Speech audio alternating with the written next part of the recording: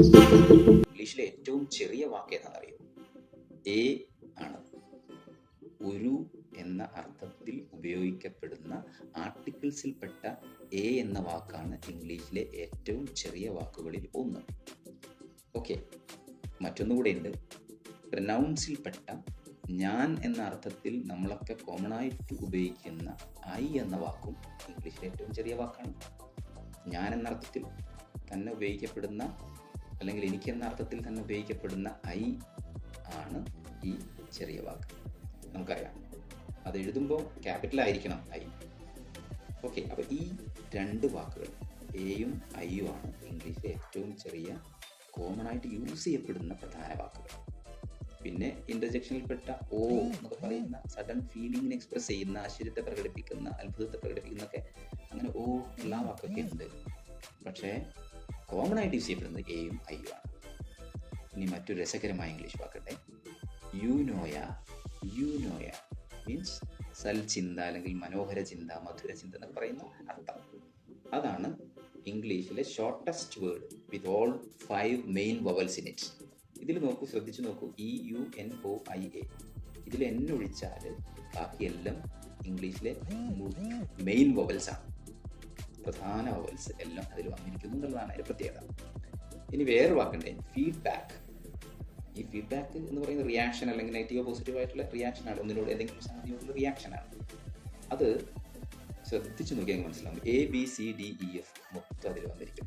A മുതൽ F വരെയുള്ള 6 അക്ഷരങ്ങൾ ഈ വാക്കിൽ മേളിച്ചിരിക്കുന്നു എന്നുള്ളതാണ് ഇതിൻ്റെ പ്രത്യേകത.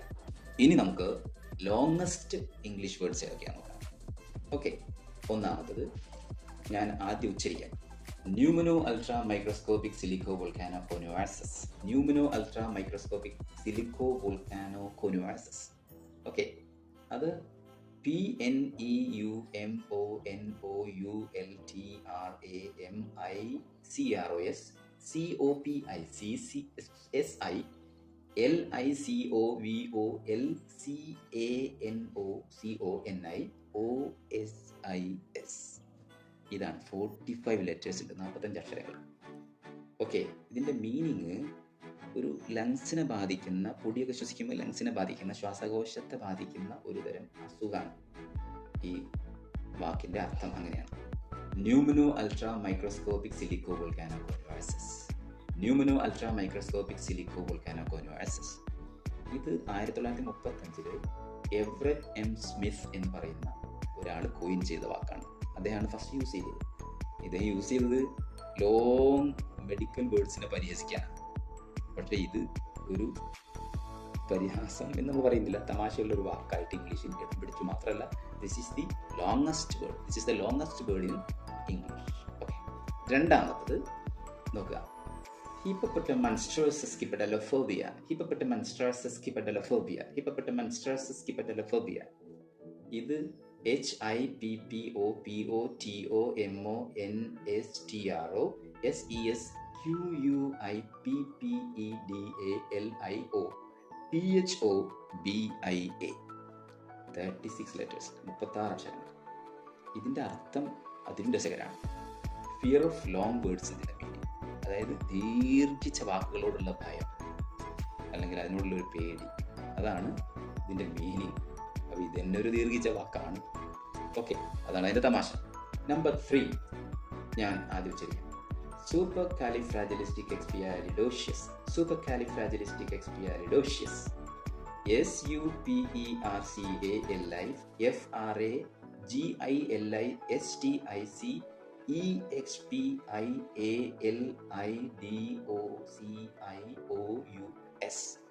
34 അക്ഷരങ്ങൾ, 34 ലെറ്റേഴ്സ്.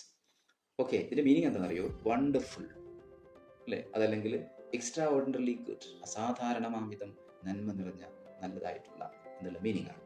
ഓക്കെ, നമ്പർ 4 വായിക്കാം. Pseudohypoparathyroidism. Pseudohypoparathyroidism. Okay, PSEUDO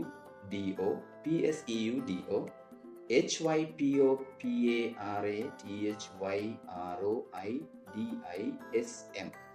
ഇത് അന്തസ്രാവി ഗ്രന്ഥിയുടെ ഒരു തരം തകരാറാണ്, അതായത് എ റെയർ എൻഡോക്രിൻ ഡിസോർഡർ.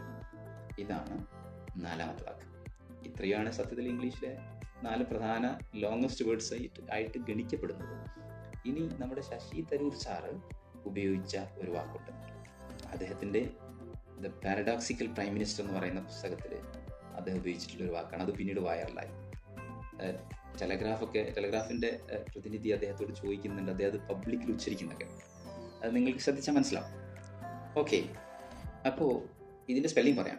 FLOCCINAUCINIHILIPILIFICATION.